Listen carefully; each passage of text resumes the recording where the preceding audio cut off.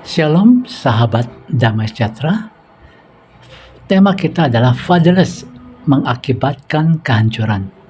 Firman Tuhan diambil dari Maliaki 4 ayat 5 sampai 6. Kita akan berdoa lebih dahulu sebelum kita baca firman Tuhan.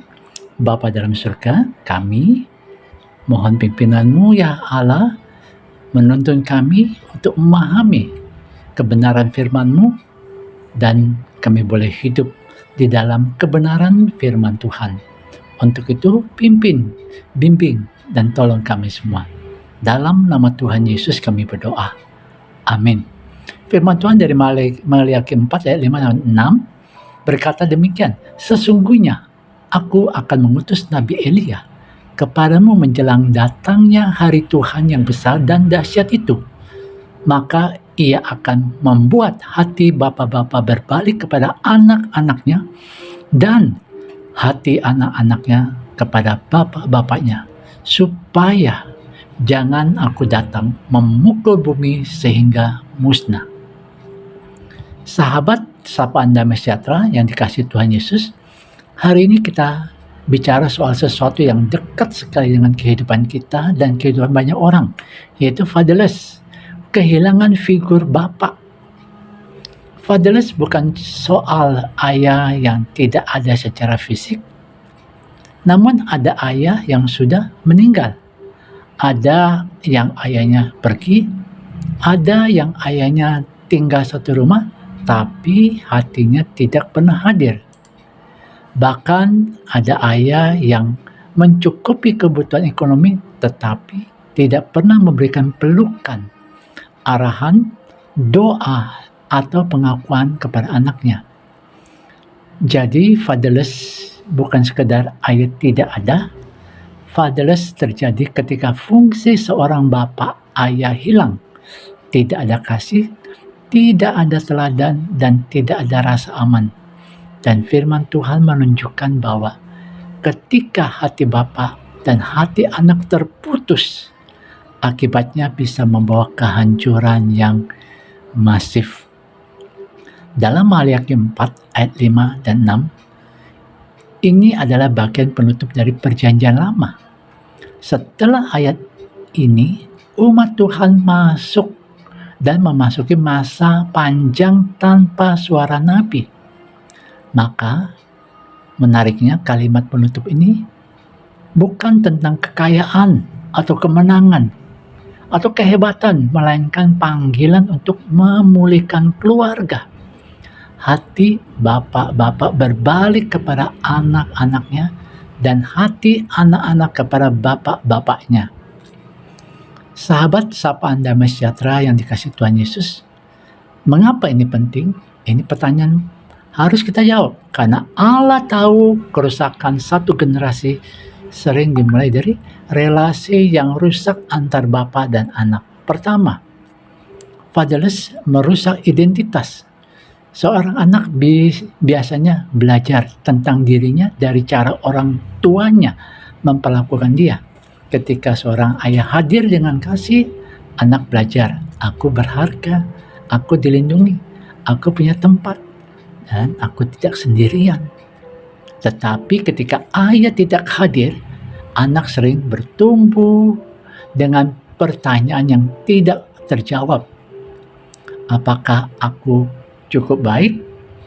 Apakah aku layak dikasihi? Apakah kesalahanku yang membuat ayah pergi? Luka itu tidak selalu terlihat. Ada yang tampak kuat, mandiri, bahkan sukses. Tetapi di dalam dirinya ada anak kecil yang terus berteriak, lihat aku, terimalah aku, jangan tinggalkan aku. Karena itu banyak orang mencari identitas di tempat yang salah. Ya. Dalam prestasi, dalam pengakuan pasangan, dalam pelarian lewat kecanduan, kemarahan, atau pekerjaan yang tanpa henti menjadi seorang workaholic. Mereka sebenarnya bukan mencari kesenangan, namun mereka sedang mencari rasa menjadi seseorang, to be someone. Tetapi tidak ada keberhasilan dunia yang bisa menggantikan suara seorang bapa yang berkata, Aku mengasihimu, aku bangga terhadapmu, kamu adalah anakku. Itulah sebabnya fatherless bisa menghancurkan identitas seorang anak. Yang kedua, fatherless mewariskan luka. Dalam Maleakhi yang kita baca tadi berkata, hati bapa berbalik kepada anak dan hati anak berbalik kepada bapa. Perhatikan, Allah tidak hanya ingin memperbaiki satu orang, Allah ingin memulihkan arah hati antar generasi, sebab luka yang tidak disembuhkan sering diwariskan. Seorang anak mungkin, seorang ayah mungkin dibesarkan tanpa kasih, tidak pernah dipeluk, tidak pernah didengar, hanya tahu disiplin keras dan tuntutan tanpa penghargaan. Lalu ketika ia menjadi ayah, tanpa sadar ia mengulang pola yang sama. Ia berkata, aku tidak mau seperti ayahku. Tetapi saat kemarahan, kata-katanya sama.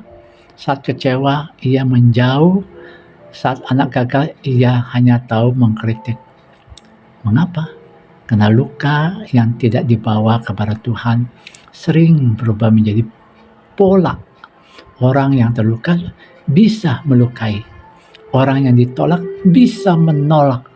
Orang yang tidak pernah dipeluk bisa sulit memeluk.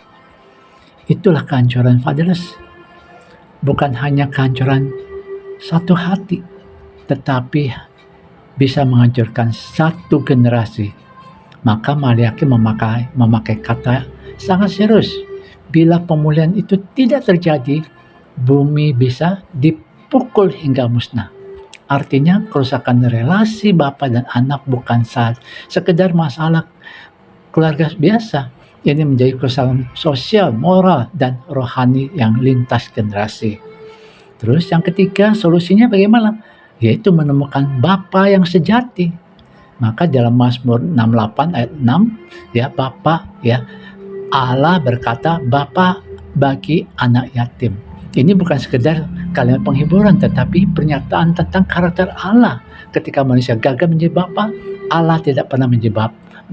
Allah tidak pernah gagal menjadi bapa.